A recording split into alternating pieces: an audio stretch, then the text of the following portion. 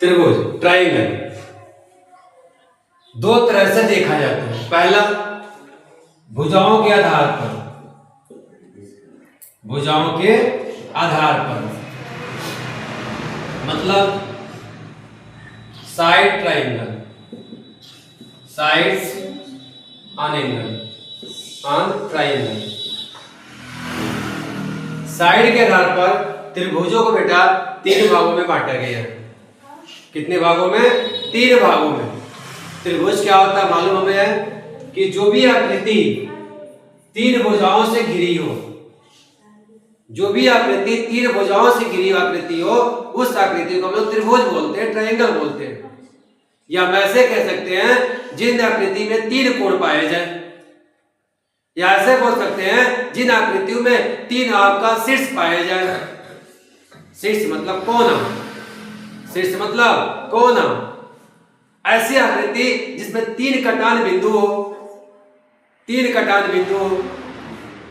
ठीक है, एक दो तीन, एक दो तीन, तो कोण है, शीर्ष है। ठीक है ना? ओके। भुजाओं के आधार पर समझे। पहला, समान त्रिभुज, समान त्रिभुज, त्रिभुज मतलब समबाहु त्रिभुज। क्या बोलते हैं इसको? समबाहु। सभी भुजा बराबर। सम मतलब क्या? बराबर। सम मतलब क्या? बराबर। समबाहु त्रिभुज। ठीक है, जिसकी सभी भुजा बेटा क्या हो? बराबर हो। तीनों भुजा क्या हो? बराबर हो, उसको समबाहु त्रिभुज या समान त्रिभुज। समान तो नहीं बोल सकते, समान में दूसरा आ जा रहा है। समान में क्या आ जा रहा है? दूसरा आ जा रहा है। एक त्रिभुज और भी आ जा रहा है। जब दो त्रिभुज आपस में समान होते हैं उसको समान त्रिभुज बोलेंगे। ठीक है ना? अब समबाहु त्रिभुज मतलब वह त्रिभुज जिनकी तीनों भुजाएं आपस में क्या हो? बराबर हो, उसको समबाहु त्रिभुज बोलते हैं। Equal lateral, equal lateral, equilateral triangle. चलिए दूसरा, विषमबाहु त्रिभुज। विषमबाहु मतलब एक भी भुजा बराबर ना हो, तीनों भुजाएं क्या हो? अलग अलग हो। तीनों भुजाएं क्या हो? अलग अलग हो। ये तीन है, ये चार है, ये पांच है। क्लियर हो गया? इसे इंग्लिश में क्या बोलेंगे? स्केलर, स्केलर बोलते हैं बेटा, SCLEN, स्केलर ट्राइंगल। ओके। अब तीसरा जो आपका है समद्विबाहु त्रिभुज। समद्विबाहु नाम से स्पष्ट है बेटा ये। समद्वि, द्वि मतलब दो, द्वि मतलब दो। वह त्रिभुज जिसकी दो भुजा बराबर हो, वह त्रिभुज जिसकी दो भुजा बराबर हो। जैसे ये बराबर हो गई। ठीक है, इसे क्या बोलेंगे? समद्विबाहु त्रिभुज, आइसोस्केलर। क्या बोलेंगे बेटे इसको? आइसोस्केलर, आइसोस्केलर ट्राइंगल्स।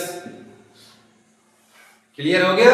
चलिए, इक्विलेटरल ट्राइंगल में बेटा प्रत्येक एंगल कितने अंश का होता है? 60 एंगल। कितने एंगल्स का होता है? 60 एंगल्स का होता है। क्लियर हो गया?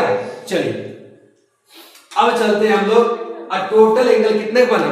त्रिभुज का टोटल एंगल कितने का होता है? 180। जोड़िए, 180 अंश होता है। क्या होगा? 180 अंश। और वृत्त का 360 अंश, जो कि कंप्लीट एंगल बन रहा है। चतुर्भुज का ये भी कंप्लीट है, 360। फिर से सुनो, त्रिभुज का अंतःकोण कितने अंश का होता है? 180 अंश। वृत्त का 360, चतुर्भुज का भी 360। क्लियर रहेगा दिमाग में? समबाहु त्रिभुज के प्रत्येक कोण 60 अंश के होते हैं। ये भी क्लियर हो गया? ओके। ये तो हो गया बेटा भुजाओं के आधार पर। अब कोणों के आधार पर। किसके आधार पर बेटा? कोणों के आधार पर। वह त्रिभुज जिसके प्रत्येक कोण 90 अंश से क्या हो? कम हो। प्रत्येक कोण 90 अंश से कम हो। किससे कम हो बेटा? 90 अंश से कम हो। 90 अंश से कम हो, उस त्रिभुज को हम लोग क्या बोलते हैं? आपका न्यून त्रिभुज, न्यून कोण त्रिभुज। कौन सा त्रिभुज?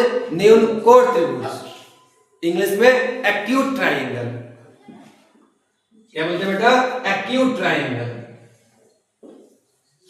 क्लियर हो गया? 90 अंश से प्रत्येक कोण क्या होंगे? कम होंगे। ओके।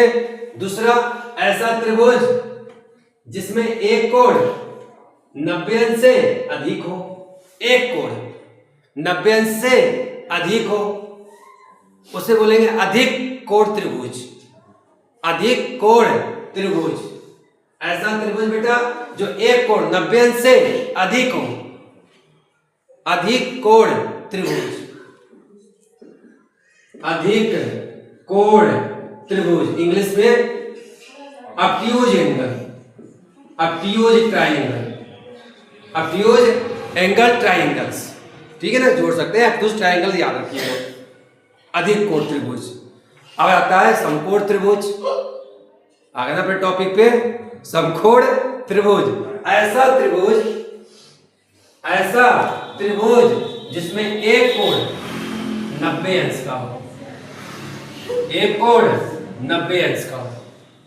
अगर एक कोण 90 अंश से अधिक है तो अधिक कोण त्रिभुज, अगर 90 अंश से कम है तो आपका न्यून कोण त्रिभुज, अगर एक कोण 90 अंश का है तो समकोण त्रिभुज।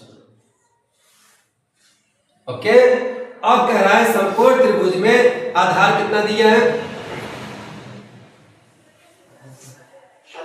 की लंबाई 5 सेमी और 13 सेमी। 5 सेमी और 13 सेमी मिल गया बेटा। अब चाहो तो समकोण त्रिभुज पे लगा दो, उस पे फार्मूले पे 1/2 आधार गुणे ऊंचाई पर। ठीक है, 1/2 आधार 5 है, ऊंचाई 13 है, 13 बचे 65/2, आपका 3 दूनी 6, 2 दूनी 4 पॉइंट, अब 2 बचे 10, 32.5 सेमी आंसर हो गया इसका। और नहीं तो हीरोन सूत्र पे निकालना चाहते हैं तो उस पे भी आंसर यही आएगा, 100% आना चाहिए। परिमाप नहीं दिया तो कैसे? भैया परिमाप इसमें कहाँ यूज कर रहे हैं? इस फार्मूले में परिमाप तो हम लोग हीरोन सूत्र पे यूज करते हैं ना। आपको तो मैं हीरोन सूत्र पर लगाएंगे तो कैसे लगाएंगे? तो परिमाप कैसे निकालोगे? हमें फिलहाल में नहीं पता है। तो आपका पाइथागोरस प्रमेय, पाइथागोरस प्रमेय क्या होता है बेटा? कर्ण का वर्ग बराबर लंब का वर्ग प्लस आधार का वर्ग। कर्ण का वर्ग कितना दिया जल्दी बोलो? 13 का वर्ग, लंब का वर्ग निकालना है, आधार कितना दिया बेटा? 5 का वर्ग। क्लियर है? ओके। कर्ण का वर्ग 13 का वर्ग कितना होगा? 169, 169 यल स्क्वायर, 5 का वर्ग 25। अब यहाँ पे आपका यल वर्ग का निकालना है, 25 को ट्रांसफर करो, 169 माइनस 25। देखो बेटा मैंने इसको पक्षांतर किया, यल को इसको इधर लिखा है। क्लियर हो रहा है ना मनीष?